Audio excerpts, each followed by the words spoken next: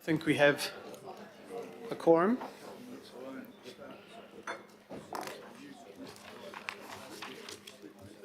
Right.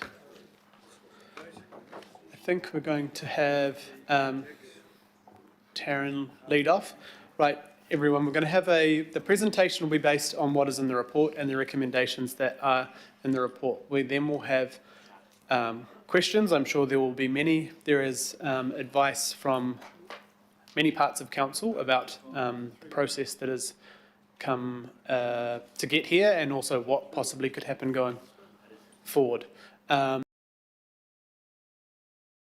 Some recommendations. I will get them emailed out as soon as possible during the item, so you have a lot of time to digest them before we actually get to the debate.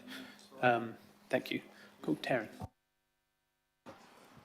Kia ora koutou. Thank you, Chair. Thank you, councillors. I was going to go through, step through a lot of the key points in the report today.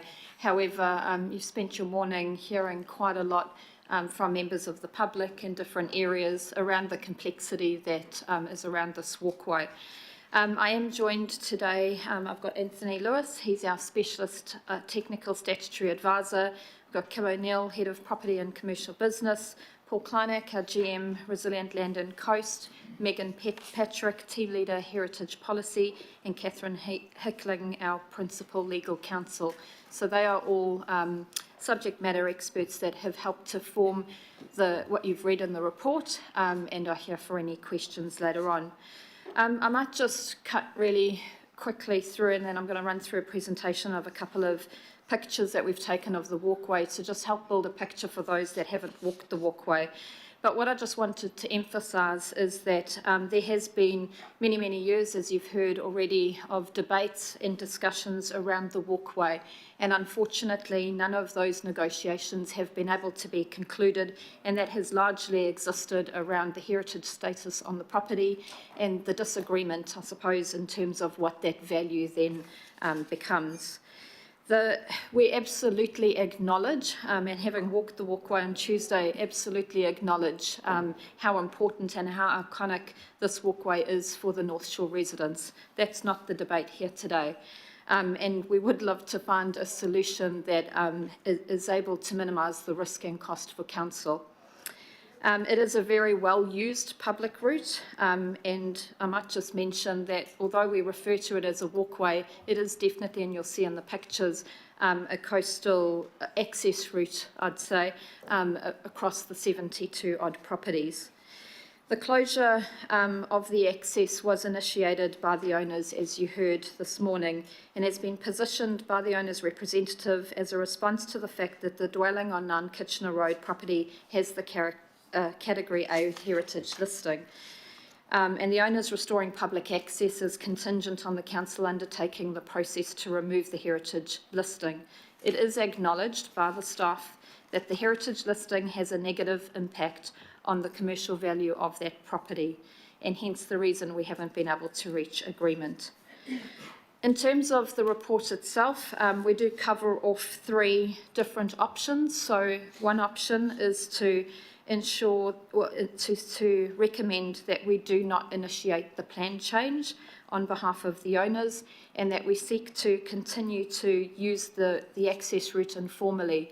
As you've heard this morning, there is a slight detour. It's about 10 minutes. It's definitely not as beautiful and pretty as the coastal way, but it does allow you to still walk around most of that walkway. And that is more around the fact that the pinch point of Nan Kitchener Road is a particularly dangerous area to try access over the rocks.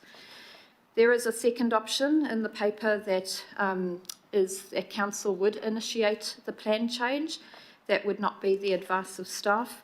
And a third option that includes, again, making clear that we would not initiate the plan change, but we continue to look at investigating alternative options for the route and access. You will see in the paper there has been a number of options canvassed. Those have included purchasing the property outright. They have included looking at an easement agreement with the owners, and as I mentioned before, none of those have come to fruition because we've been unable to agree the removal of the heritage status and the value. So I might just quickly step through the presentation. Just to give you a bit of a flavour of the access route for those that don't know it, it does extend along the coastline from Milford to Takapuna, and the light blue area is the property of Kitchener Road, which is around halfway along that route. As you can see, right along the access route, there are private walls that have been built, some of which are on the boundary, many of which are not. And public access and formal route along those areas is largely along private access. And as you can see, typical of a coastal rock kind of area to walk along.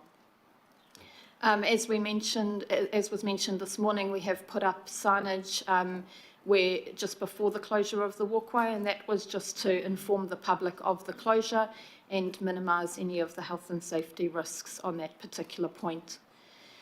This slide just really outlines the footprint of the property, which is outlined in light blue, and probably not as clear maybe on your screens a little bit, but you'll see that there is a heritage overlay on 3 properties in that picture, one of which is Kitchener Road, and there's also significant natural heritage overlay, particularly in the coastal management area along the front end of those properties. Just quickly step through just to give you a little bit of a sense. This is from the north, adjacent to the Waterkey pump station and the walkway that existed before, the fencing that's been erected, which currently prevents the public from walking through, and then from this end just looking north. So I might just stop there. Hopefully there has been quite a lot discussed already today, and we've got a number of people here who can take questions, and as Councillor Hills mentioned, an alternative resolution. Thank you, Chair.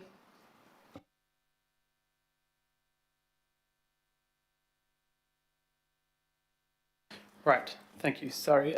We first up have Member Henare with the question, and then Member Ashby, and I'm sure there'll be others, but I think there's a lot more staff can say through questions. There's a bunch of information, but this is the very high level, and obviously you've got all the attachments as well. Member Henare. Kia ora, Chair. Look, a raft of questions, maybe only 1 or 2 really. Who put the fence up? What involvement has mana whenua had throughout this issue? And I will want to comment later. Kia ora, thank you, Member. Kia ora, through the Chair, so the family did put up the fence on 29th September. Just in terms of mana whenua engagement, normally of council acquisition of private property, it's a discussion between staff members who have been delegated by the governing body and the private landowners. Only after the property's been acquired, then incorporated into pathways or open space plans, would we engage in mana whenua. But certainly, and as mentioned in the report, should council formalise some sort of access along the route, there'd be further engagement with mana whenua in terms of what council could do to this walkway. Okay, so there has been engagement, or there may be engagement? Through the Chair, not to date, because the discussions with the private landowner have been going on for nearly 11 years. We haven't come to a conclusion, so we haven't had the opportunity to engage in mana whenua, but certainly during that time, council engagement with mana whenua has occurred for pathways plans, open space network plans, Unlock Takapuna. Yeah, hang on. Don't muddy the waters. All I want to know is, over this issue, has there been any engagement with various mana whenua organisations? Through the Chair, no, it's just been conversations between the landowner and council. Ka pai, thank you.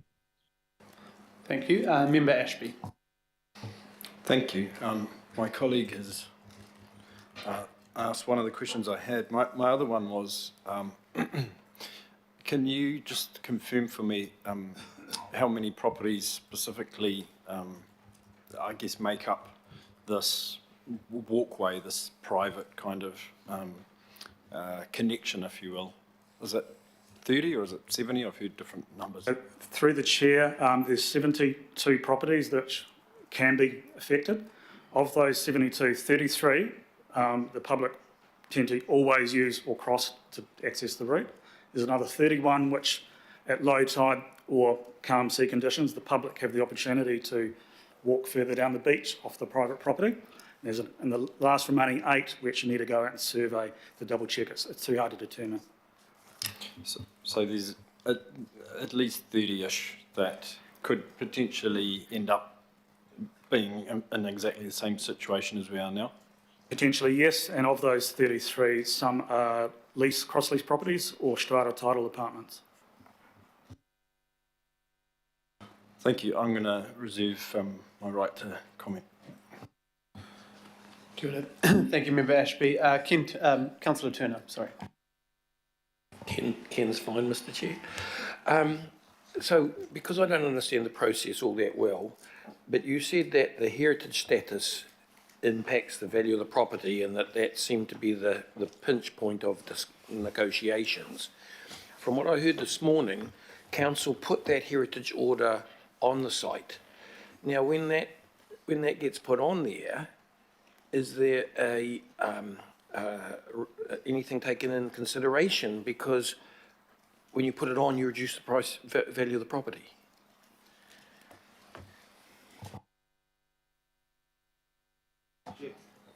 I'll just ask our heritage experts to come up to answer that. Yeah, so probably Megan, if you could introduce yourself to all of us, but also maybe explain the process of what you know of how we got to this point on the heritage listing and the process, and how a private owner would be involved through that process. Kia ora, I'm, through you, Chair, I'm Megan Patrick. I'm the Heritage Team Leader Policy.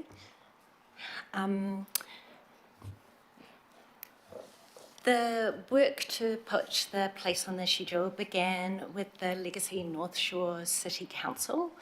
That work was adopted by Auckland Council, and the evaluation was notified as part of what we call Plan Change 38. There's 2 main components when we notify a plan change.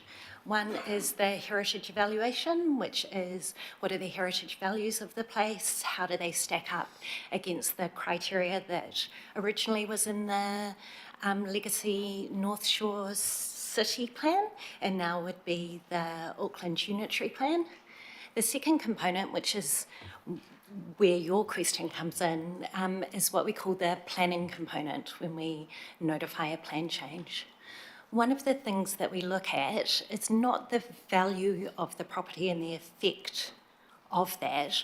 What we look at is, or required to look at under the RMA, is reasonable use of the property.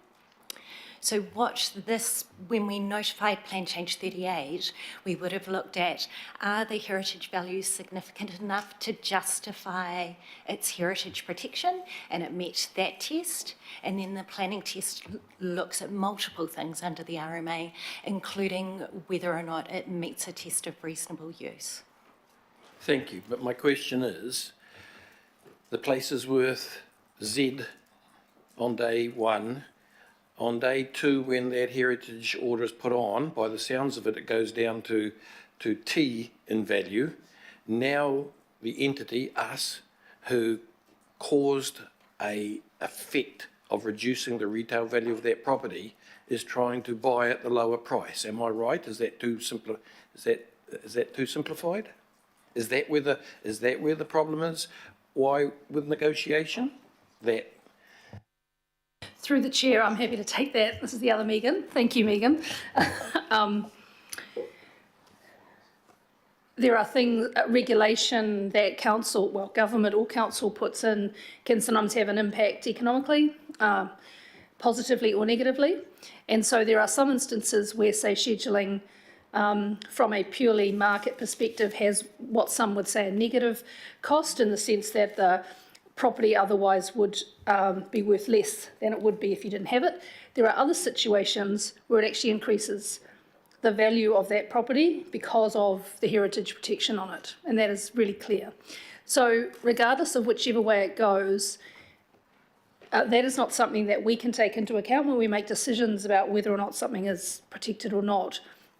Therefore, into the future, either by removing it or purchasing it or doing whatever we might do, the value of the land is irrelevant and doesn't have any bearing on our ability to do any of those things. That is just the nature of a property market in this particular place and time. Sometimes it goes up, sometimes it goes down. So I guess to your question, we are able to both be a regulator and then make decisions on the public use or otherwise, or something of a piece of land. And we just have to deal with that piece of land at the economic market that it is in at the time. Probably to Megan. I guess and what I've said to media on this, could you confirm that under the law, we have to consider those two things separately? So non-regulatory impacts and regulatory, that a decision around walkways or house prices or whatever, we can't, and that's why it's independent commissioners largely, can't consider the regulatory decisions made through a plan change and like a decision around a walkway or other. That's right, we'll wear two hats, and so there will be separate decisions about the regulatory element and separate decisions about a public act or an act as an organisation about what we might want to do with a property. Yep. Thank you. I was just looking for the common justice outcome in this, and I think you've answered it. Thank you. And maybe just one, Megan, just to, before you leave, the understanding I have, there was lots of conversations with the owner at the time, but also that it was a publicly notified plan change and anyone had the opportunity to oppose that. Is there anything you can talk about that process? Correct. When we add a place to the schedule, we follow the RMA process that requires us to notify all landowners and occupiers of land subject to the plan change. It's also publicly notified, so within the newspaper. We do call for public submissions. Anybody has an ability to make a submission.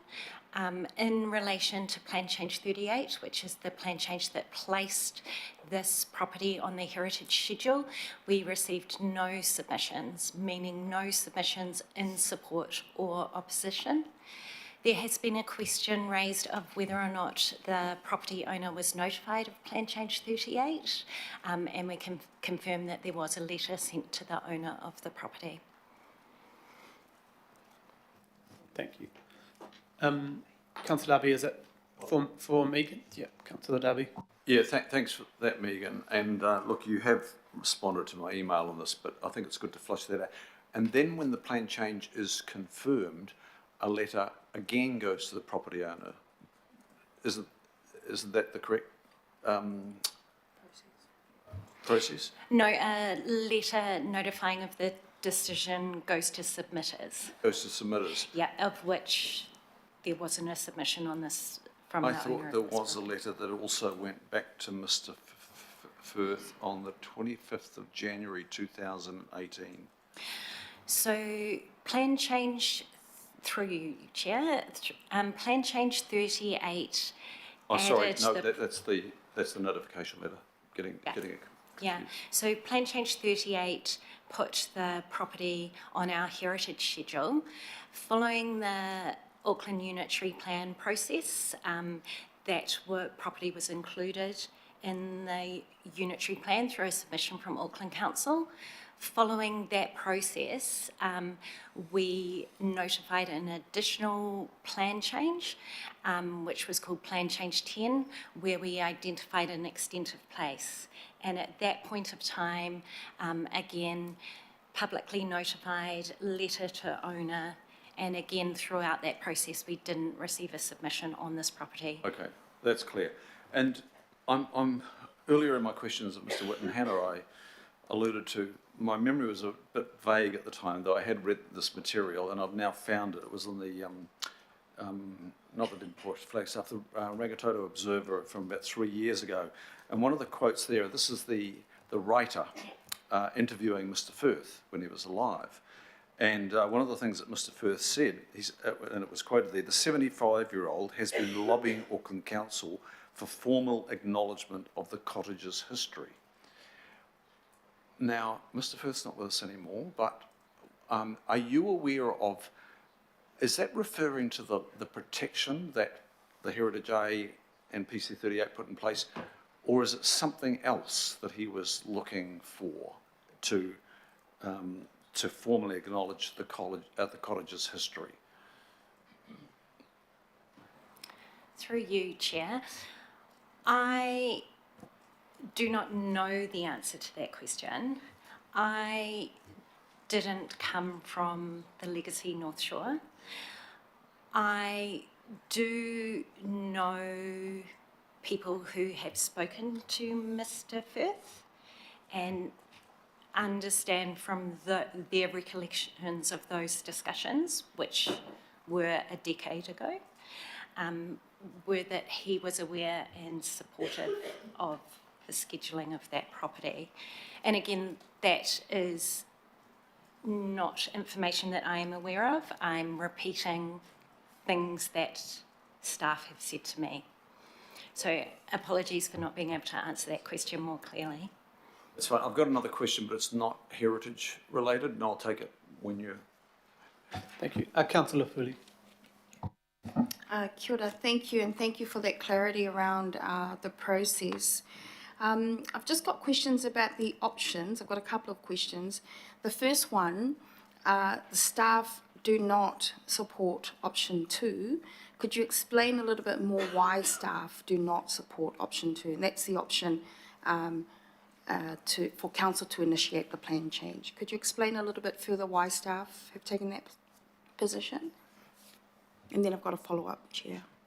Kia ora, thank you for the question. I'll kick off. My colleagues want to jump in as well. I think it's just around that we appreciate there is the heritage value on the property. As we've mentioned, it has gone through a due and proper process, and there would be risks associated for council initiating that plan change. Kia ora. Could you explain what some of those risks might be? Start off. So through the chair, I think one of the risks is the precedent that might set. So if we were to start initiating plan changes on properties on behalf of private owners, that could set a precedent and a request for further from other similar property owners in that space. And just my final question then, we heard a little bit about targeted rates, and I'm from an area where local boards have applied targeted rates to things that the community feels strongly about and wants to retain. Was that not an option that you looked at, and do you have any knowledge or advice on that? And I appreciate you haven't had a chance to think about that, but do you have any advice that you might be able to provide in this short space? Kia ora. Through the chair, so Parks and Community Facilities have been undertaking investigations and negotiations in accordance with the 2012 Regional Development and Operations Committee. A question of a targeted rate is probably more of a financial policy question. That was slightly outside of our scope. Okay, kia ora, I accept that. Thank you. Kia ora, Councillor. Thank you. Deputy Mayor, did you still have a question? No, I think so. Cool, thank you. Councillor Newman. I wanted to go back to Plan Change 38 and the heritage matters, if I could. Megan may need to come up again. Feel free to sit on the wings if you'd like as well, if it's easier.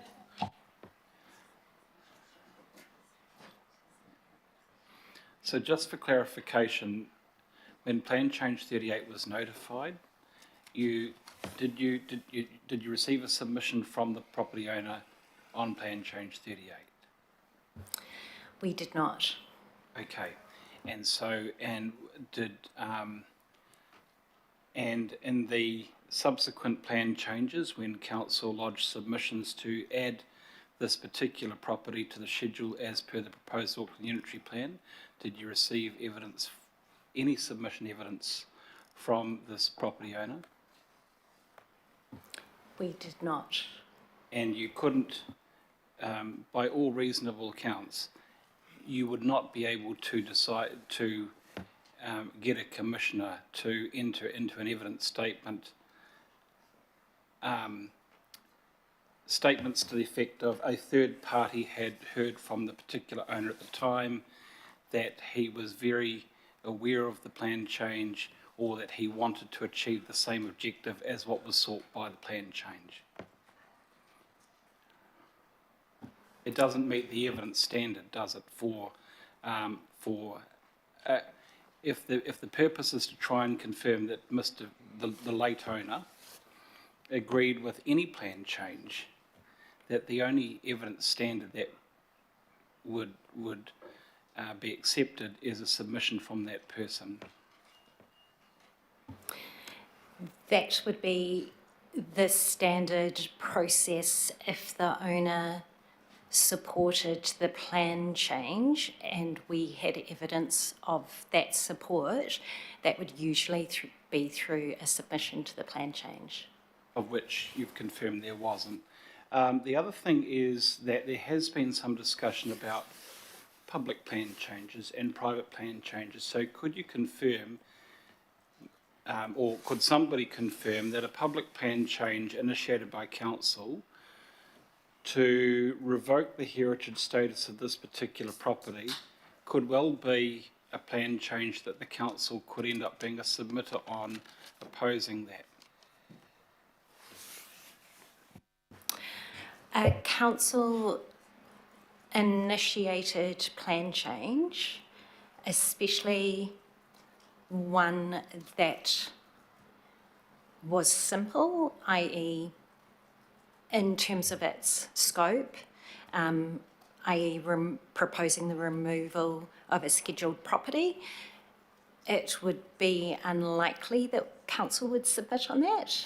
They could, but it would be more likely their position would be in the notified plan change. In relation to a private plan change, council can and often does submit. And in any of the discussions with the affected people here this morning, or anybody involved in these discussions previously with the property owner or the representatives of the property owner's estate or what have you, has council ever advised that in the event that there was a private plan change, that council could well be a submitter and be a submitter in opposition to any attempt to revoke the heritage status?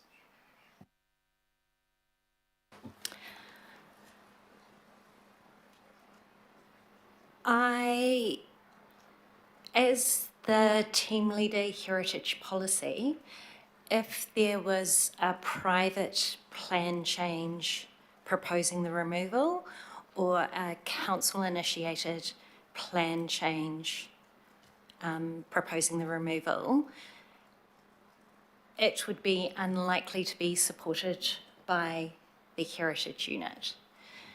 In relation to whether or not a submission was lodged, that would not be solely the decision of the heritage unit, but I imagine we would be quite loud in our opinions.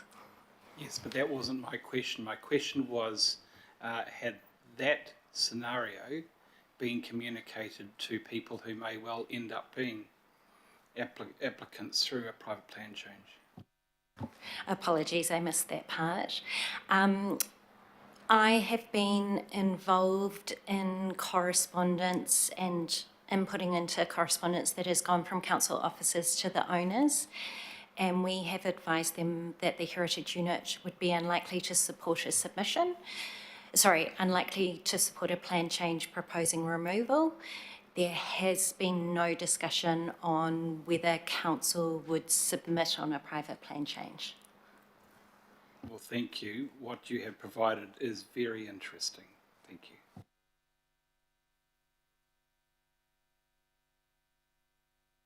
you. Councillor Darby, is that for Megan?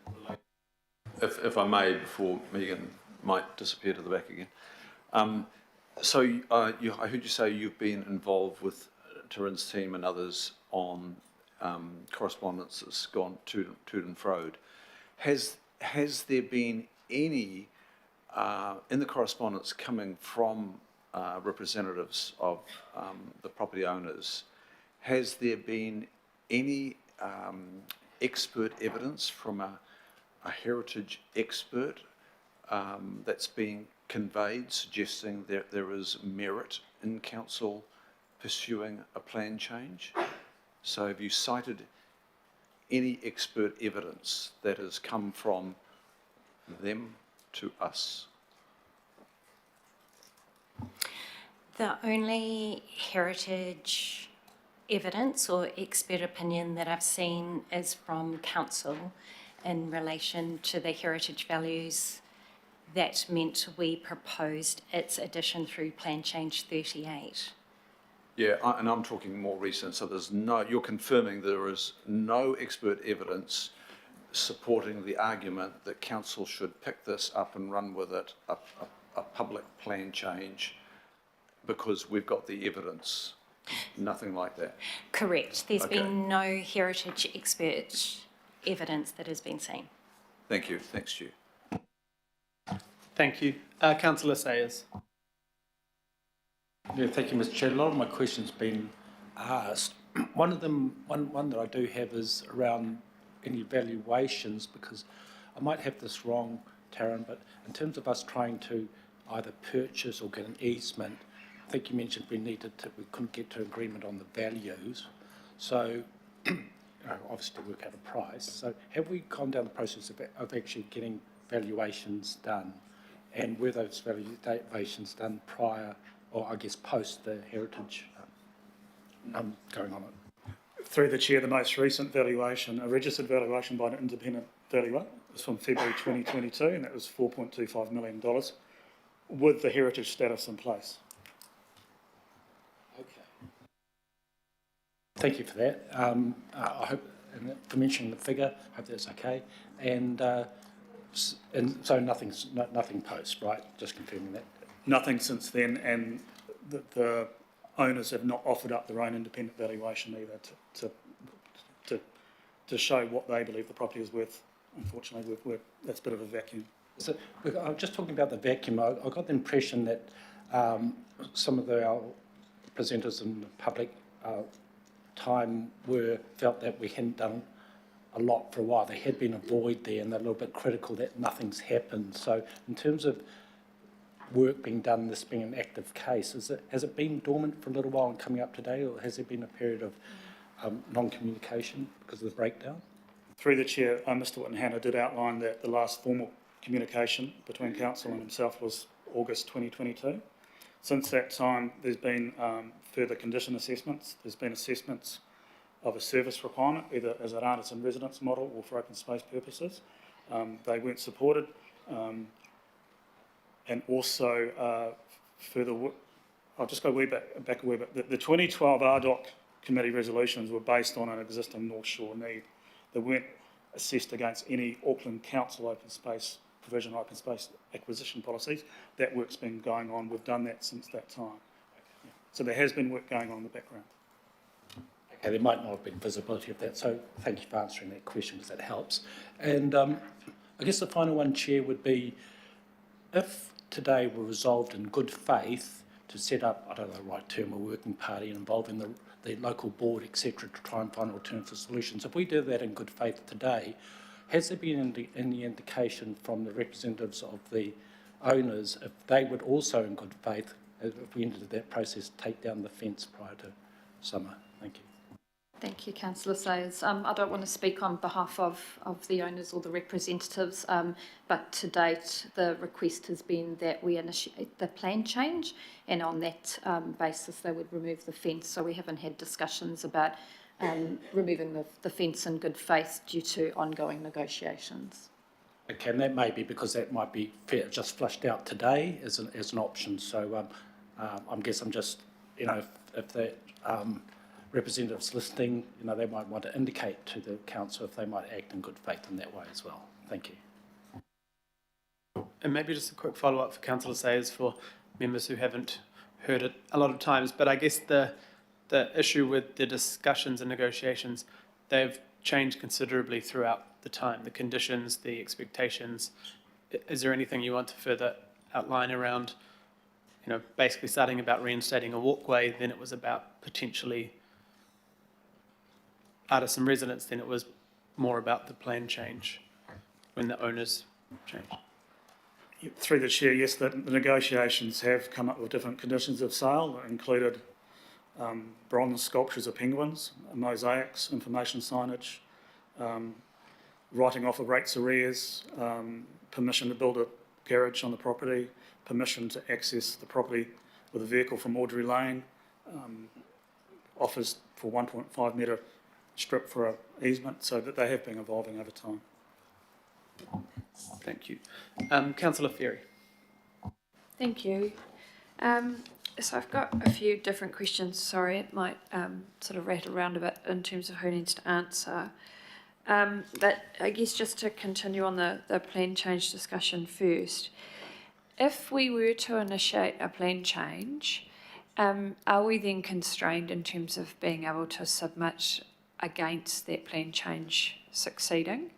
Ordinarily you can't say, hey, let's make this change, but also we're going to submit against it. But I know that RMA stuff can be a little bit more complex. Sometimes we have parts of council that are in favour of something and other parts that are against. How would that play out? Megan. Other Megans. So many Megans, so little time.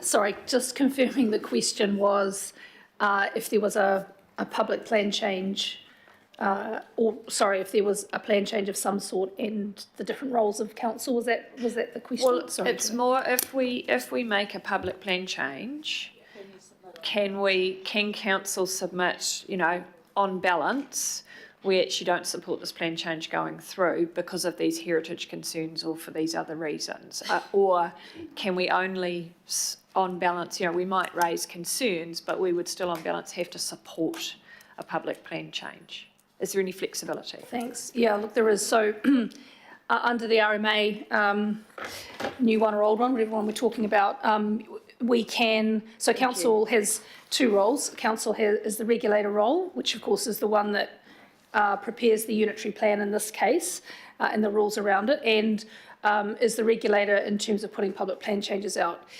One of the other roles or hats we wear is as the local authority for the region, and we've therefore got rights as submitter on all of those things. So we have rights to submit on our own regulation if that's what we want to do. So in that case, if this committee, for example, on balance, decided to initiate a public plan change, we would have to ensure that we had somebody who could support that position. That may not be, for example, our internal heritage staff. That might need to be a consultant. I'm making that up. It's just a suggestion. If that is true, then council as the regulator, so that's as council as the regulator, and so whoever as the regulator considers that plan change and makes the recommendations through to the independent hearings panel, who will then make that decision, that would need to be somebody else.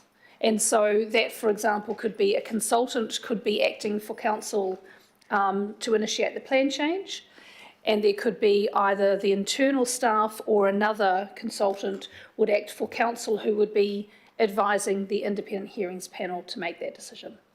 So what we do is we ensure that they're not the same people or staff members or teams, they are separate. And it can be done, and it's been done before. Okay, so we could, in theory, end up in a situation where we initiated a public plan change and we're effectively, or part of council was effectively saying we oppose this plan change. Yes, correct. Okay, Yep. thank you. It sounds complicated, but yeah. So then my next question was around the rates arrears. So have the owners applied for a rates remission deferral postponement under the policy? Have they actually applied, or has that only happened through the negotiation process? Kia ora, Councillor, through the Chair. My understanding is the owners did apply for a rates remission while Paul Firth was alive, but that remission ended when he passed away. So there's been no further application since then in relation to the rates. Okay, so they had rates remission while Paul Firth was alive. They have not reapplied for a deferral or postponement under the policy since that. That's my understanding. Okay, because there's some advice in here that were it to be assessed, it's unlikely that the property would qualify, but they haven't actually applied, have they? Is that I will check with our rates team, but my understanding is they haven't. all right? How many years has that been? Is it 2, 3? 2021, yeah. Okay, thank you. That's useful context. The 2012 negotiations, so the papers we have indicate, obviously you've talked about there being 33 properties, but there was 9 Kitchener plus 2 others that were identified as being particularly acute to enter negotiations with. I note that in the advice we have here it says that the agreements for the other 2 properties, we don't need to talk about street numbers, I suspect that might be quite sensitive, had that the conditions or something had lapsed as of now. So can I just want to understand that a little bit more, because we seem to be quite focused on this one property, but it seems to me we're at risk for 33 properties, and there are 2 other properties we have actually actively tried to work with. So I'd like to understand that a little bit more, please. Yes, through the chair. So the subject of the coastal route went to 2 RDOC committees in 2012. First one was initially that council would seek access arrangements of 30. It was then the concern of staff that because the negotiations were dragging on between these 3, which are at the pinch point where the bridge had been washed away, that we should proceed and negotiate with those 2.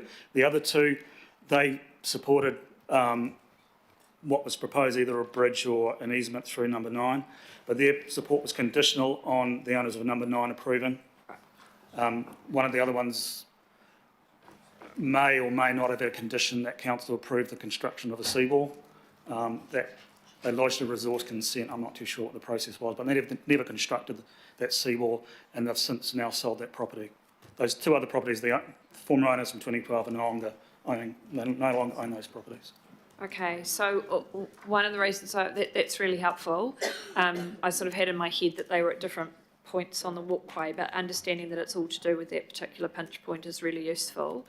The other aspect there is, so potentially we're talking about one property here, but this may set some precedents that potentially owners of the other 2 properties may seek similar treatment. Is that a risk?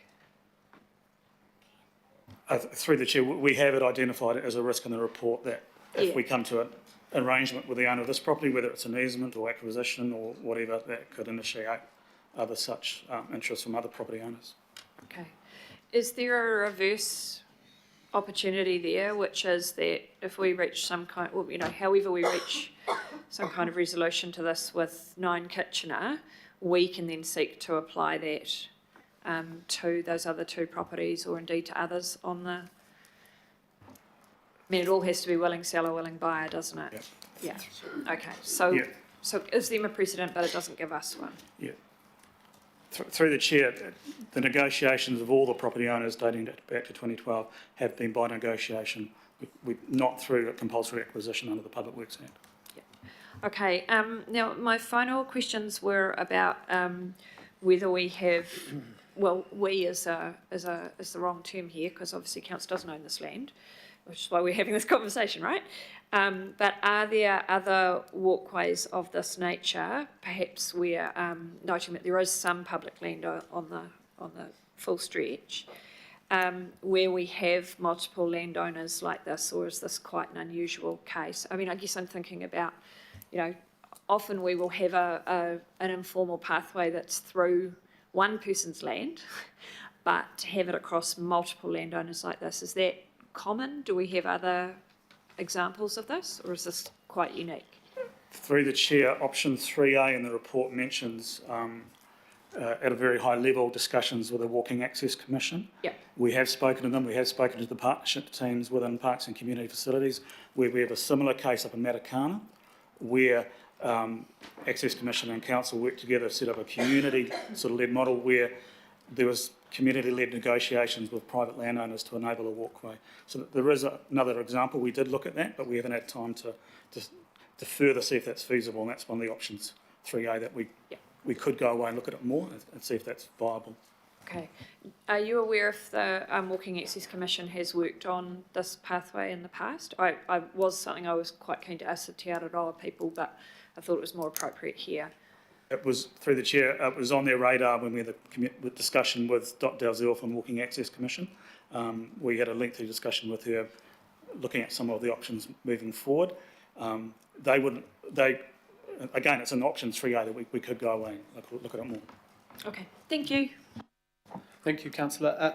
Got Councillor Darby of move and second, and Councillor Darby would like to second the motions that have been put out to us. But we've got last two questions, Councillor Darby and then Deputy Chair Councillor Dalton. So just want to cut it off there unless anyone has a last question.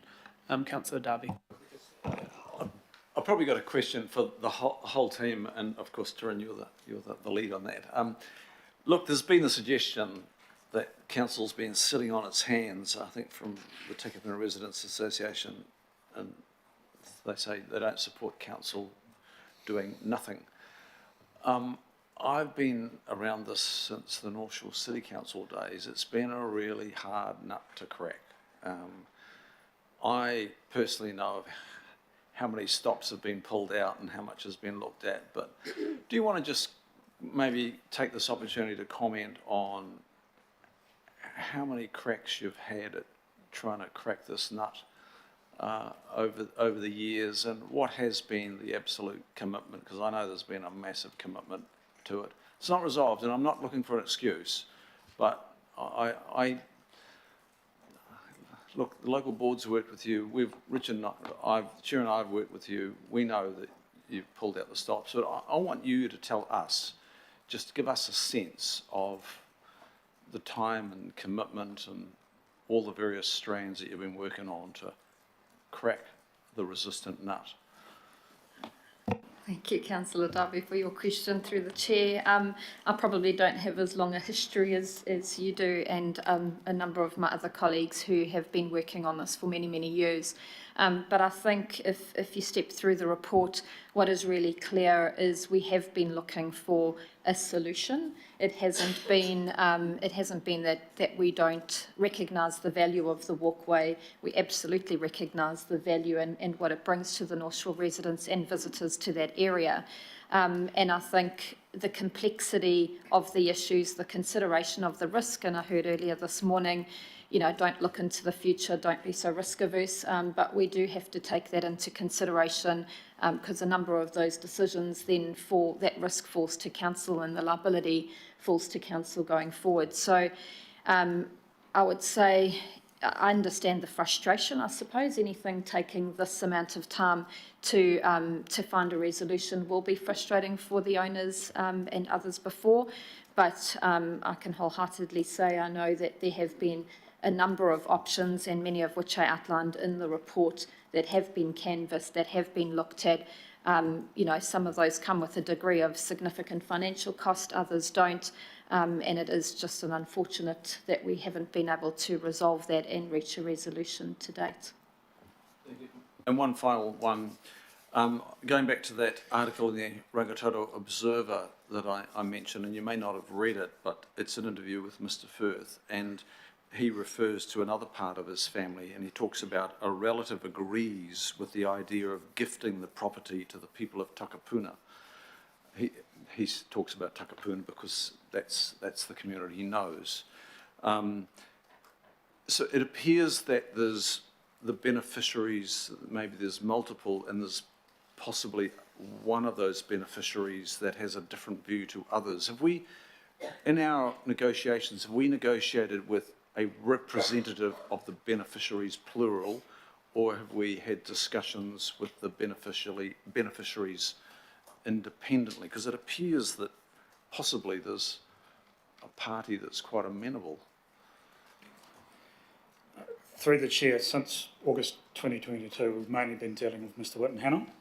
Prior to that, you touched on the point about half the family willing to gift their share on the property. That was correct.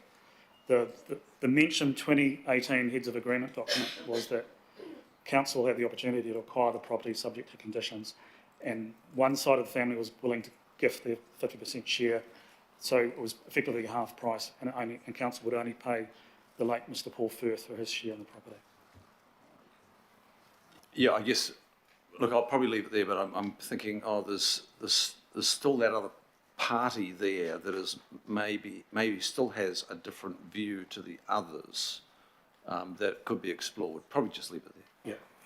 Yeah, through the chair, we haven't spoken to that other side Yeah. yet. Thank you. Deputy Chair, Councillor Dalton. Thank you, Chair. Paul, I'm just wondering, I'm not familiar with the area, but could you tell me about the protected areas there? So on the photo that we had up before where it had all the rocks and everything, how many protective layers are there in that area, and what are they? Kia ora. Through the chair, you're correct. There are multiple layers of significance along that area. So ecological values are pointed out, as well as geological values. So it is a previous fossilised forest. You can see evidence of the lava flow encapsulating what was forest, coastal forest. The logs have since rotted out, so it makes for some extremely unique and quite highly valued geology in that space. Those values combine to ultimately make it difficult to apply for any resource consent for a structural response in this location. So reference to a boardwalk or piled structure that might exist in the coastal marine area, for example, outside of the property boundary, would be a non-complying activity. People can walk on it. I mean, it must have significance to mana whenua, but it's still okay for people to walk on it, just not build a structure on it. Through the chair, that's correct, and I think we've spoken at length around the type of geology and the difficulty attributed to traversing that area, and that's made more difficult depending on the tidal levels as well. So the tide pushes you up further towards the private property boundaries, and I think it's worth noting as well. We've spoken to this, but when you walk the actual track itself, what appears to be a private property boundary, because it's the termination of the property with a seawall or a retaining wall, it's important to note that property boundaries extend out and over the coastal marine area, so essentially into the tidal zone, into tidal area, and those are the bits that people typically traverse on the walkway. So when we talk about accessing private property, they walk through those areas, not on green space, not on lawn, essentially on a rock formation or the basalt itself, but still traversing across private property. And just on that boardwalk that washed away, was that a council asset? Sorry, through the chair. Sorry, on private land or public land? So through the chair, that was essentially a structure, a timber boardwalk structure built at the top or at the end of the Firth property, predominantly on private land, constructed by council. I think the complexity came when that structure was damaged during a storm event with a storm surge that essentially removed parts of that wooden structure. It was difficult for council to intervene and repair that structure because it didn't have a resource consent to enable its occupation of that space. And also there were some agreements and discussions at the time around the need for Mr. Firth to agree to those repairs to be undertaken, and hence the structure was demolished and completely removed because it was unsafe. Okay, thank you. And just on that, because people would wonder why it didn't have consent, I've tried my best to find out details about that. What details do you know about, when and why that was built in the way, and why it's not exactly been easy to try and replace that? I think through the chair, it's not uncommon when you look at the 3,200 kilometres of Auckland's coastline to find many structures that were built without resource consent, built by private landowners, built historically by legacy councils that go back quite some years, and have existed and are used reasonably well until a point that they degrade, they are damaged, to a point that we need to consider whether we can or can't repair them. Often we demolish those structures if they don't have the appropriate resource consents, and that's the case here. Was some of the reason that this was before Resource Management Act that it was built? I think that's a fair point. Right. Thank you. The last question, Councillor Fletcher. Thank you. This is a very vexed issue, and we've had a lot of discussion around the public good, but we've spent less time in looking at the issues of public health in terms of concerns that have been raised to us.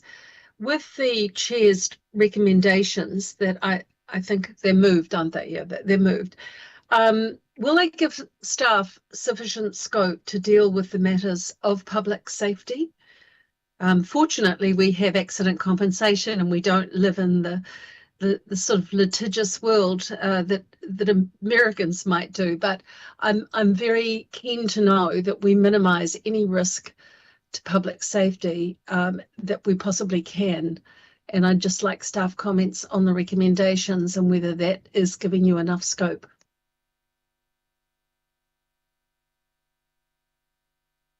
Thank you for the question, Councillor Fletcher.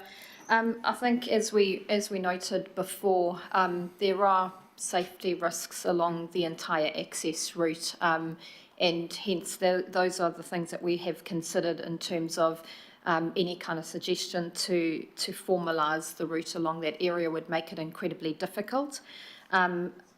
The advice that we've had, and we have sought advice around our obligations with health and safety, is that we continue to put signage up. We have got some signage up at the moment with the closure, with the property being fenced off, that makes it really clear that it is unsafe to walk across those rocks.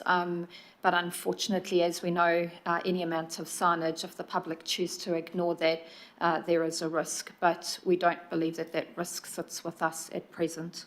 Hope that answers your question. Yeah, I'm pleased that you're looking at the mitigation of risk for the Auckland Council, but I guess what I'm talking about is in wider sense. And maybe it's a matter that needs to be traversed with central government. But if there's loss of life there, or something more serious than has happened thus far, I think we will all look to try and see whatever we can do to ensure, you know, I would not want to see us setting ourselves up for failure at an inquiry of a major nature if there should be some more fatal accidents occurring, and it does trouble me deeply. So through the chair, I think at the last I think it's KL of the recommendations, we do make clear that if the fencing isn't taken down, that we will enhance the signage. We will continue to make it really clear that although an undesirable detour is available in some view, there is a detour available that keeps residents safe along that route. So we would continue to ensure that that signage is in place should the fences remain up. But what you have confirmed, or we have heard today, is that even with the signage, people are still continuing to take risks. And that's something that we're aware of. Do you want to comment further? Councillor Fletcher, thank you for the question. When we were down there on Tuesday, I observed some members of the public stopping, turning around and going back. But yes, we did observe other members of the public climbing over the rocks. So that continues to be a risk. Thank you. Thank you. And last question, sorry, Councillor Fuli. Kia ora, thank you, and thank you, Chair, for your forbearance on that. Just a question around, do you know, or do you have any stats on how many people have been injured or fatally injured along those rocks? Have you got any of that information?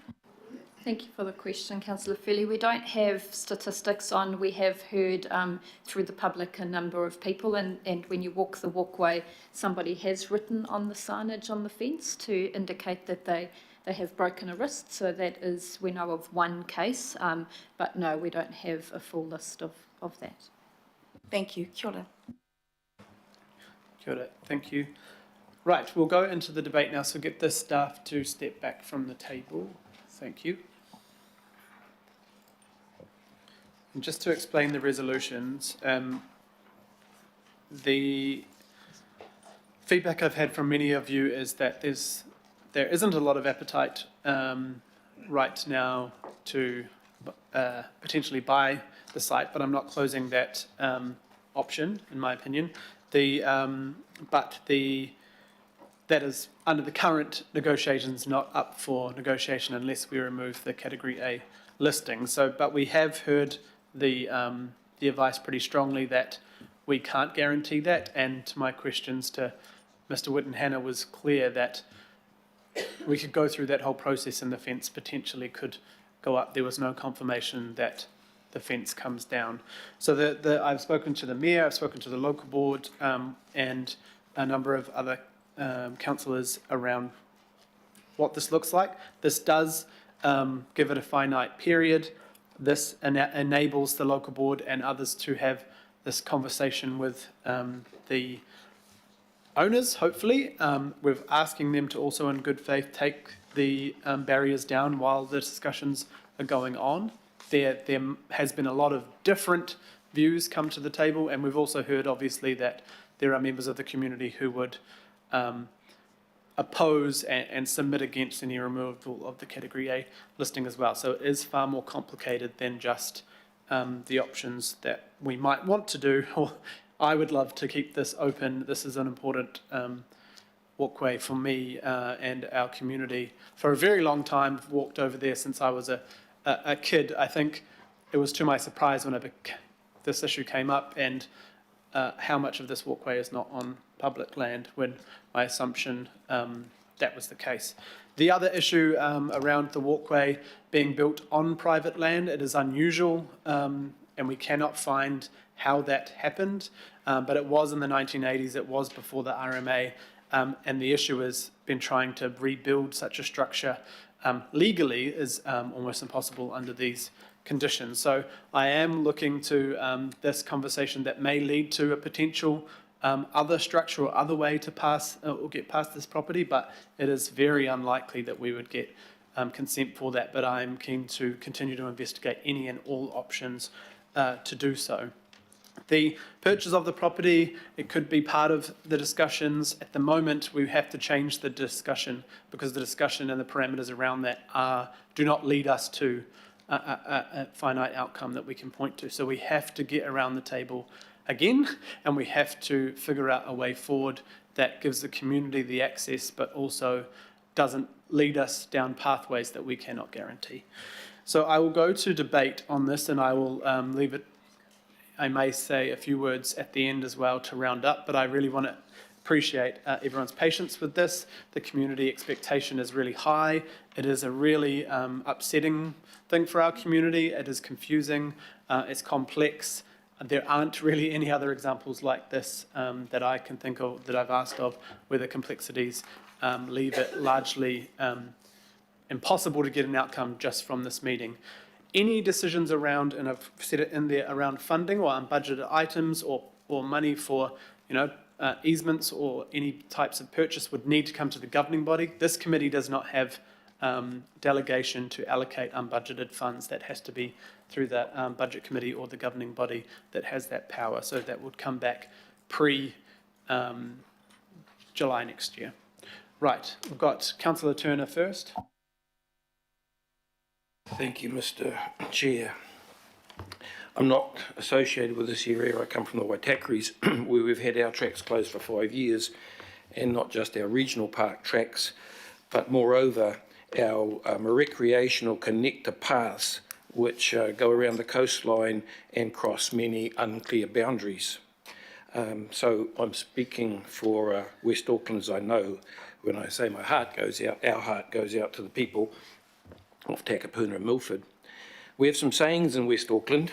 One is, it doesn't need to be rocket science. And the other one is, experts know more and more about less and less until they know everything about nothing. We need to act here. if there's an organisation that can make simple things complicated, it's us.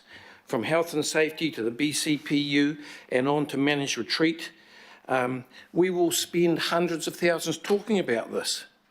Already have done probably. With respect to managed retreat, the only thing we seem to be retreating from is hard work and decision making. What we need to do is prioritise people, recreation and heritage use. And we can't forget the history that was outlined to us by Mr. Wittenhanner. It's this sort of nonsense that brings us, council, our appalling reputation in the public. We need to show proactive energy to fix this for the ratepayers. And the faster we get it fixed, the cheaper the whole issue is going to be. And this stuff here is just more continuation of the process. I passed a amendment suggestion to you, Mr. Chair, which just said that we support the reopening of this track in principle. And let's push back and make the bureaucracy work and work hard. I don't know what else to say, because if I get into all the minutiae, I'll be drowned like everybody else. Please, let's get this thing underway. Thank you. Kia ora, Councillor. Member Henare. Kia ora, Chair. I'll be brief. I'll be to the point, and hopefully that'll be it. Look, since 1840, Māori landowners have been diddled, bought, sold, and whatnot out of their land. And I can't remember a time, in my experience, that we've asked what these people are asking for. I can't remember a time that a request like this has gone through. On many occasions, parcels of land, of Māori land, that were stolen have actually been offered back to the country as national parks. I know lots of people who are in trouble with their rates, and not one of them has suggested what these people have suggested, a way out of it. I don't believe in 1 minute that any of the fault of this is the council's. Not one bit. My issue is, over these last 11, 15 years that this has been going on, not once have mana whenua organisations been approached for assistance. And that's what I've got out of the information today. And we heard from, I can't remember his name, double-barreled name, first up this morning, even suggested that mana whenua contact him. Well, actually, it should be the other way around. You make an effort to contact mana whenua. It's not mana whenua's job to contact everybody who has an issue. It's for you to contact mana whenua if you want that assistance. I vote no. I vote it is not in the council's ability to just buy up nilly-willy somebody's parcel of land because you're in some sort of financial problem. If you want the fence to come down, talk to the owners. And if you're not satisfied, take the fence down. If you don't want an accident, don't go down there. That's the common sense approach, Councillor Turner. The common sense approach is to say, hey, this is not our issue. I'm just amazed at how we're being asked to bend over backwards to have a little walkway. I know that there are people who've used it and enjoyed it, but let's not forget, this is not council's property. It's their property. You look after it. And we've spent 4.5 hours on this issue. God forbid we spend 4.5 hours on rates relief for poor people out in South Auckland, out in West Auckland. I say no, and hopefully my colleague from the IMSB says no as well. Kia ora. Kia ora, Member Henare. Member Ashby. Oh, how do I follow that? Kia ora te, kia ora Chair. Yeah, look, a few comments from me. Like my colleague, I'm perplexed and disturbed that iwi haven't been engaged over the whole course of this. It's not any secret that the coastal marine area, I understand that this is a private property issue and there's commercial sensitivities and blah, blah, blah. But it's no secret that the coastal marine area, which is immediately adjacent, is a matter of significance to iwi, so I find that troubling.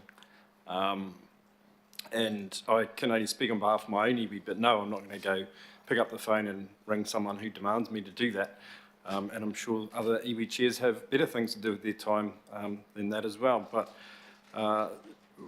other than moving on from that, I think just one thing for the officers is that they've missed in their assessment capturing one very specific iwi's treaty settlement interests in this area as well. I can talk to them about that later.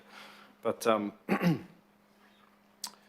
I totally do agree though, and having been very familiar with that walk myself, you know, I do know and appreciate that there's a huge community interest and value in accessing along this piece of coastline. So, you know, I have sympathy in terms of a desire, and I can see some merit in the local board's recommendations to reinvigorate, I suppose, a process to work through that engagement towards an outcome. My issue isn't really with the significance of the walkway or the local board's recommendations to pursue further engagement. My issue is with, as I said, the lack of iwi in the space, but it's with what's been proposed to us today. So we've got what I heard, and Councillor Ferry picked up on it. You can't solve this with one property parcel and one, I don't know, 15, 20 metre long piece of track. There's 70 odd houses here that presumably have informal agreements. I don't know anything about those, what they look like. And then of that 70, there's 34 properties that our officers have told us are in a similar situation. So I don't know how you can solve this sort of one piece of a puzzle at a time. You need to do it strategically. Now, the property owners, we've heard, want council to essentially, well, we've heard a range of things, and some has been, you know, get rid of the heritage status, and some's been keep it but buy it at a commercial rate, like you're going to build an Overtel on it, but just for a local park purpose, which I find only a fool would go into a deal like that, in my opinion. So buy at full price, but for a local pocket park, essentially. Bizarre proposition, in my opinion, of ratepayer money, particularly looking at the regional scope and amount of need out there. It's interesting as well that the owners have not offered an independent property evaluation, but the a figure of 6 million was thrown around. I don't know if 6 million, if that's hearsay, if it's 6 million or 20 million or whatever the feel like on the day, whatever way the wind's blowing. So if you take that price at 6 mil across 34 properties that are in the same boat, it's over $200 million that basically council would be on the hook for. So I'm just really concerned about an equity issue here, not a value proposition in terms of the community value or the need to solve it in some way, but an equity proposition that potentially lands council on the hook at $200 million for I don't know, a couple of 100 metre of very important walkway, but that's a big proposition. And again, when there's enormous need across the region.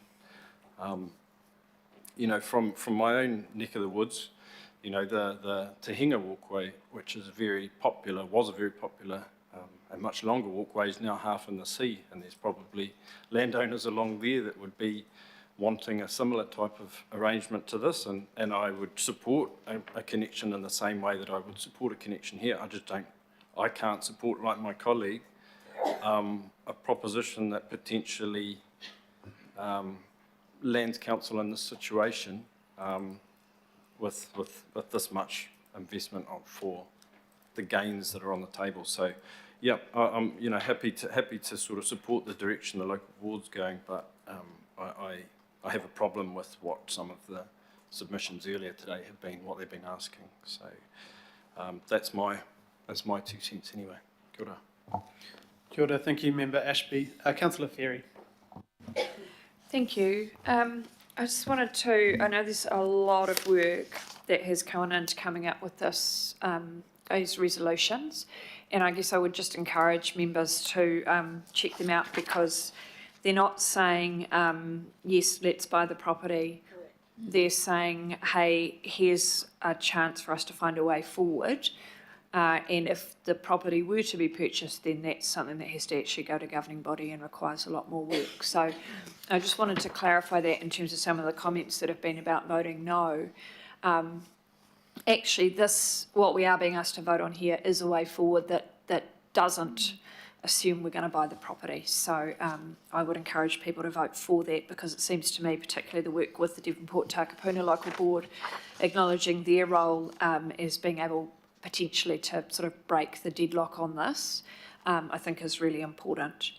I think what we've heard today has been really interesting to me, and I think the chair mentioned, you know, his familiarity with the walkway and not realising that it wasn't in public ownership, and that was my experience too, having walked along it a fair amount, sometimes with ice creams from the excellent cafe at the Takapuna end.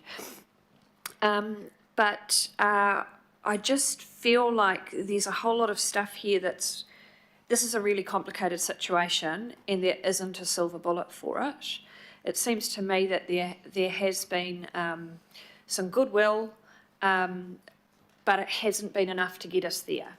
And this, I think, chants a way forward that would, you know, best endeavours from all parties. And I want to acknowledge too that there's stuff in here referring back to 2012 decisions, 2018, and we are in a different place as a city and as a community than we were then. So I appreciate that. While this acknowledges that history, it also acknowledges that we actually need to come up with solutions that work for now. I was particularly noting the health and safety concerns and encouraged by the resolutions suggested under L around if the public access is not reopened by the current owners, some really practical solutions for limiting harm, I would hope. I just note that even on tracks that council owns and operates a number of walkways that aren't 100% safe 100% of the time, that often aren't universally accessible. I smashed my elbow on a shared path in a park. These things do happen, and I think these are sensible solutions for how to manage that and give the community a clear steer and some alternatives while we sort out the broader issue. I did also just want to note that, thank you, Member Ashby, for bringing it up, the issue about this being one out of many properties. And I think, that's something I'm super mindful of in this process, is that we can't come up with a solution here that only works for this property and only takes into account this property's context. As special and as different as it is, we need to find something here that's going to be enduring. So I will be supporting the motions from the chair and acknowledge the hard work I know that has gone in over many months and years by staff, but also recently to come up with a suite of resolutions that I think lands the issue, takes it forward, and gives us a pathway, if you will, through to joining things up again. Thank you. Cool. Mayor Brown. Yeah, okay. It has been a long discussion about something that's really quite small, that's created by some people who've inherited something or other and didn't have the decency to turn up because they're probably embarrassed about their behaviour. I acknowledge the presence of Jeff here, who's founder of Te Arawa. A hell of a lot of that is across private property. When you walk across that, you don't know whether you're walking on private property or not. All over New Zealand there are walkways across private property. And, here's someone who's a chancer who's taken their thing to block something off to try and make some money out of it. Make no mistake, that's what's going on here. In terms of the alternatives, you can walk up some steps. By the looks of some of the people, it wouldn't do them any harm. Hey, or Mayor, you can walk around the waterfront. Yeah, just if we could keep the... No, I'm keeping to the thing here. I was speaking to Jeff there. People should be able to walk across semi-slippery rocks. Just, you don't say don't do this, say do it at your own risk. There is no risk-free thing. If we follow this, there'll be handrails up the 90 Mile Beach because people have forgotten how to do something or other. So I'll sort of think this isn't a bad recommendation. I'll probably similarly reluctantly going with it. But don't think that I'm going to be remotely interested in any purchases above what it's worth at the moment with that designation on it. And don't think that we're going to cough up to get it off. If the people want to make some money and take a risk on it, spend your own money. And the people over North Shore should understand that these people who haven't bothered to show up have caused this problem, not us. And it's not just sitting a precedent for the other 73 people, some of whom are bound to be watching carefully how much we're going to cough up for this. But right across New Zealand, goodwill is shown by farmers and people all over the country for walkways. And I don't want to set a trend where people who hire lawyers don't show up, make a whole lot of money out of causing trouble. I know the pressure they're putting on the people over the shore. Well, walk upstairs or learn to walk across a rock. It's not the end of the world. And if they need a lesson, Jeff will show you how to do it. Thank you. Thank you, Mayor Brown. Deputy Mayor Simpson. Thank you, Chair. Look, like many of you, I'm just looking around the room, we have been local board chairs, right, in our time? And I think in this case, the local board really is the vehicle to make this work. And in doing so, I want to acknowledge a couple of specific resolutions, and that is C bullet point 2 and resolution I. C bullet point 2, the local board requests us to have an involvement in discussions for options to secure public access. Resolution I, request that staff support the Devonport Takapuna Local Board to meet with the owners to discuss options. I reckon the local board can pull this off. They know their community better than all of us. Look, I'm not a North Shoreite, but I really support this community trying to make this work. And I think the way we're put together, I have every confidence that the local board can do that. So I am very happy to support these recommendations. And thank you, Chair, for working in the break to put up some extra ones that actually give weight to that.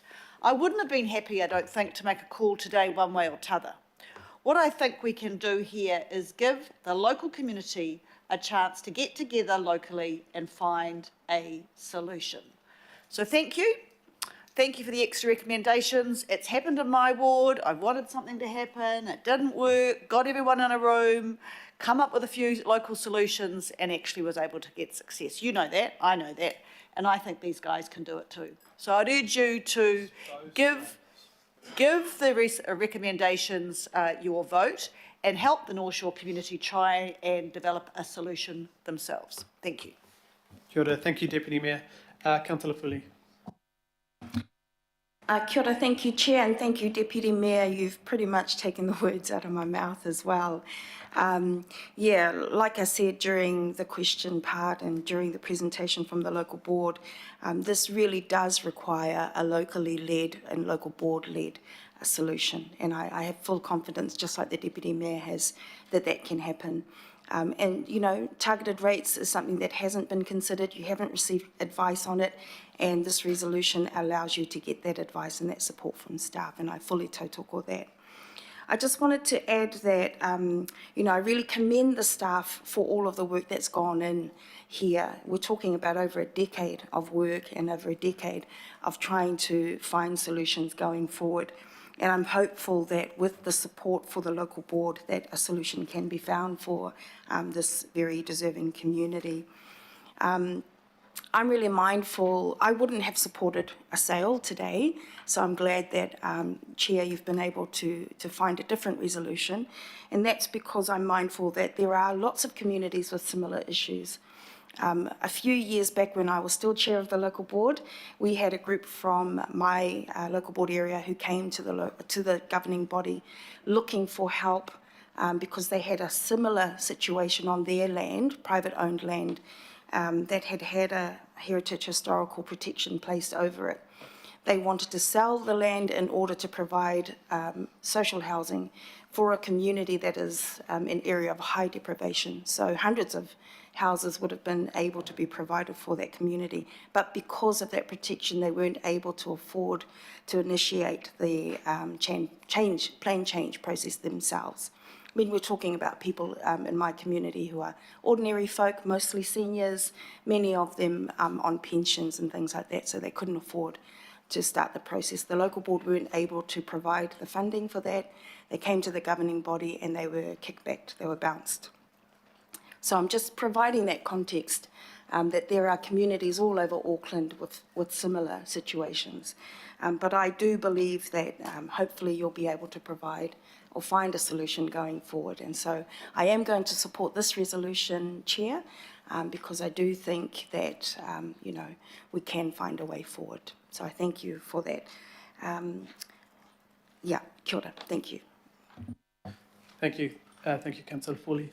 Councillor Javi. Thanks. Look, thanks, Chair, for working on this, and thanks for working up those recommendations with the staff over, I think it's over a week. So thank you. But look, I do want to thank the committee. I think it was Independent Māori Statutory Board Member Toe said we've been here for 4 hours, and that is the generosity of all of you to this. I'm really grateful for that. It is a lot of our time on this topic. But, you know, the big thank goes to the advocacy of the Aucklanders, the North Shore folk that have turned up here today. And it's pretty fierce advocacy, you know, I understand that. I'm a fierce advocate. Chair, you are too. Tony, you are too, of public access to public places, particularly the coastal marine area. You know, New Zealanders are really passionate about that. They don't want to let that go. And so we're getting that here today. Thanks to the staff, as others have mentioned. It's been a long innings. We've got another innings to play out. I just want to sort of reflect on Paul Firth. I've sort of got to read a bit more of him. He's a very interesting individual, a really interesting, creative, artistic man. Big social heart, not just a creative heart, but a very strong, socially principled individual his parents were communists. Now, I'm sort of wondering if the Paul Firth and that communist lineage, if that shone through a bit more now, we would have resolved this. But I can also understand those of today who have inherited their private property rights, and they're applying the law of today and their rights, and they're valid as well. But unfortunately, Paul is not with us, and neither are his communist parents. Would have been a very different outcome, I think. I do pick up on what the Mayor was saying about the incredible work of Jeff Chappell. I've known Jeff for a long time, and Jeff had a really big idea. The little guy had the big idea of a 3,000 kilometre walkway, and he just knocked it off bit by bit, and he knocked it off bit by 1,000 cups of tea and negotiation, and always looking for the outcome, always focusing on the outcome. And that was to get people through, to get people through, to get people through. And he did this not hundreds of times, he probably did it 1,000 times from Cape Reinga to the Bluff. And he never relented. And he never walked away until he created the Te Aroa Trail. And you could walk 3,000 kilometres of Aotearoa. It's incredible. I think we probably need to adopt the Jeff Chappell way of doing things, and maybe the Māori way of doing things, kōrero, and it takes a few chats. It's not just one chat. So, the nut has proved pretty hard to crack. If we keep trying to crack the nut the same way, we'll probably get the same outcome. So I think maybe today, long discussion, 4 hours, thank you for that time, but maybe we have to just check where we are in our approach and change the approach. And I think that's going to be a bit of a soften up on everybody's part, and barriers down, and we go again, and we actually meet and greet each other differently. And I'm hoping that there's a willingness with all the parties to approach this differently. And on that note, I'm going to thank again the Devonport Takapuna local board, Tony and Mel, for staying the distance on this one, because I know you both well. Tony, as the chair, you've got a terrific approach that is not just a clinical approach. You have a really good way of brokering this, and I think you are one of the key people in this future discussion to be held, Tony, and we'll be backing you enormously. And I think we can resolve this. Let's be committed to resolving this. Thanks. Kia ora, Councillor Darby, and we've got Deputy Chair Terence towering at the back there as well. But I'm sure the other 3 local board members are watching as well. They've had other things engagements to be at as well. Councillor Bartley, thank you. Kia ora, Chair. Thank you. I wasn't going to support this because I'm just, looking at what we're facing in our different communities, and I think it's a clear indication of a city of 2 halves. Some of us are still dealing with families living in their cars at parks and beautiful walkways. And here we're being asked to look at buying a house so that people can have access through this walkway. But then I read your new resolutions, and it is about trying to find a way forward, so I will support that. I think in my area, I have a walkway that's gone into the sea, so I'm imagining some of our residents groups will be coming to governing body now that this seems to be the way to progress on these particular issues. So I'd imagine they'll be requesting some time on public forum. So yeah, that's all I have to say. Thank you. Kia ora, Councillor Bartley, thank you. Councillor Henderson. Yeah, thank you. I'll be really quick, but just acknowledging the local councillors for working on this 4 hours or more. indicates just how complex this whole thing is. You know, I was late to this meeting, and apologies for that, and I thought that we'd have already done it by the time I got here, and that was like 3 or 4 hours ago. But no, it's taken a lot of work to get to this solution, so I acknowledge you for that.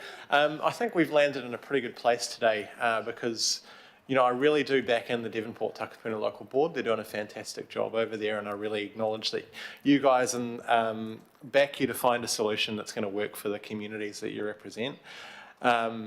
I do worry about precedent. I think Councillor Bartley and the Mayor have made really good points in that regard, so we kind of just got to keep an eye on that one. But I think we've landed in a pretty good place here, so yeah, I'll back it today. Thanks, Mayor and Chair. Kia ora, Councillor. So there are no other speakers? Just double checking there are no other speakers? Right. Okay, so I'll just quickly finish up. I just want to acknowledge, you know, everyone who spoke, and I did have feedback from a majority of people around this table that there, you know, contacts over the last few days that the agenda's been live, that there wouldn't be support for removing the heritage listing, and there wouldn't be support for outright purchasing this property. So I had to, and myself and Angela and Chris and others who, you know, approached me of how to deal with this, work on a way that moved us forward. Because what could have come out of this meeting is a complete end to any discussions, and we would have left the situation as it is, everyone grumpy and upset and feeling like there is no resolution. I am hoping that this creates a new discussion, we move forward, and because it's here at a regional body, this is the way I believe is the only way forward. It's not kicking the can to the local board, but it does give them the autonomy to kick off this conversation as a local issue. And if for some reason there is a need for budget, it will need to come to Mayor Brown's governing body committee as the appropriate place where budgets can be approved or not. But I hope it doesn't come to that. I hope that the owners, and I do acknowledge the owners, this is a strange thing, you know, for anyone with land, this is a situation. And I do thank, you know, for Paul and his sister Anne for the many years that they opened this up, and the many owners across this walkway that allow people to walk across, because as Member Ashby and others say, there isn't anything stopping many other people putting up fences down to the rocks or other, you know, obstacles for people to get past. So, you know, we do need to be cognizant of that. It is, yeah, an amazingly frustrating situation for our local community. But granted, as Councillor Bartley says, everyone has these amazingly frustrated situations. Paul Kleinak has got a long spreadsheet of damaged assets, walkways that have been washed away, and that's just from this year. And many communities are expecting that we rebuild a whole lot of things that have been washed away or not giving access.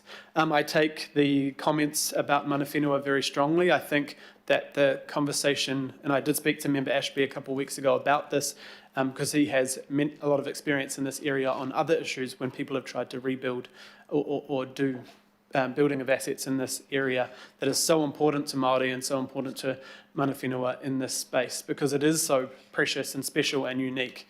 And, you know, there have been suggestions just stick a whole bunch of concrete out there and flatten it so we can walk across. And we know that under the current guidelines, you would never want to do that, but also we wouldn't be able to do that. We wouldn't be able to build that walkway over private land that was built in the 80s before the RMA. So this moves us forward, and I know there'll be a lot of people out there who think that this doesn't give resolution quickly, but as you can see from the passionate individuals that presented to us today, there was many different ideas of what to be done, and that adds the complexity. There was not one position from any of the speakers here today, so this helps bring all that together, and we can work with the local board on that. Right, it's been a long time. All those in favour? Aye. Are there any opposed? Can I say that was carried unanimously? Thank you. Right, we'll have a 5-minute break, and we'll have a 5-minute break and then get back to the other 20 items on the agenda.